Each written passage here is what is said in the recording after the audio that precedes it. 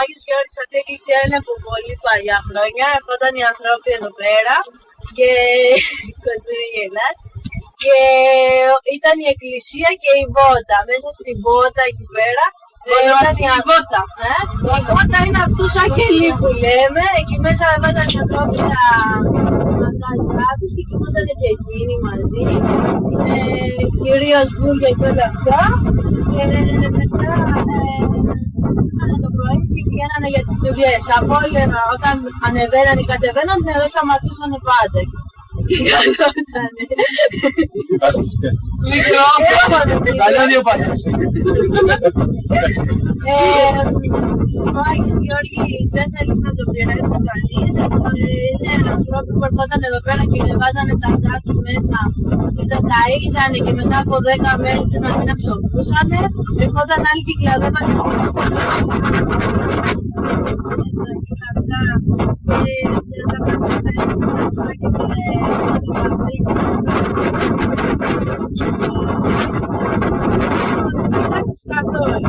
και το παραμικρό, το μόνο είναι να το κλαδέψεις και πάλι όταν ερχόμαστε εμείς εδώ πέρα για να το κλαδέψουμε κάνουμε το σταυρό μας και λέμε Άγιο μου Γιώργη, το κάνουμε για το καλό σου.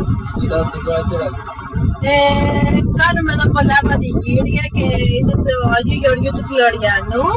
Ερχόμαστε και κάνουμε και εμείς οι Σοφάνιδες κάνουμε τα αδερφά των Αγίων Αποστόλων, Πέτρου και Παύλου και ψήνουμε κατσικοπίλαφο, γάλα, μυτσίτρες, τυριά και λαμπτά και τρώνε οι άνθρωποι.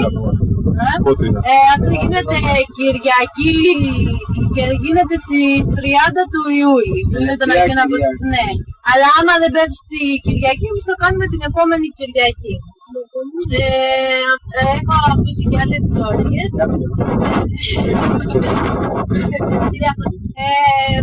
Ότι ήταν εδώ η γιαγιά του Πέτρου του Μαχτούρη, καθόταν εδώ πέρα και όλα αυτά και ήταν μαζί με τα ζά της και όλα αυτά και είδε στο όνειρό του στον Άγιο Γιώργη να είναι στην πίστα και να τους φωνάζει και εκεί που είναι η πίστα, δηλαδή δεν υπήρχε, ήταν όλο δέντρα, αλλά εκεί που είναι η πίστα είχε δει τον Άγιο Γιώργη πάνω στο άλογο και... Όλοι οι Άγιοι στην πίστα.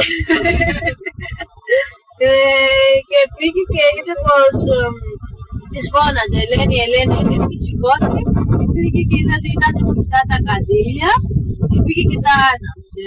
Εκεί πέρα που είναι το παράθυρο, από εκεί πέρα πίσω, είχαν βρει, είχε θησαυρό, λίρες βέβαια, θησαυρό λένε πως και δεν ήταν μόνο λίρες και άλλοι λένε πως τα βρήκε ένας χριστιανός και άλλοι λένε πως τα βρήκανε κάποιοι ξένοι, ήρθαν εδώ πέρα μαζί με κάτι χριστιανούς και τους στείλανε σε μια δουλειά και τα πήρανε οι ξένοι. Εγώ ξέρω για μένα την ασταλέμπρο.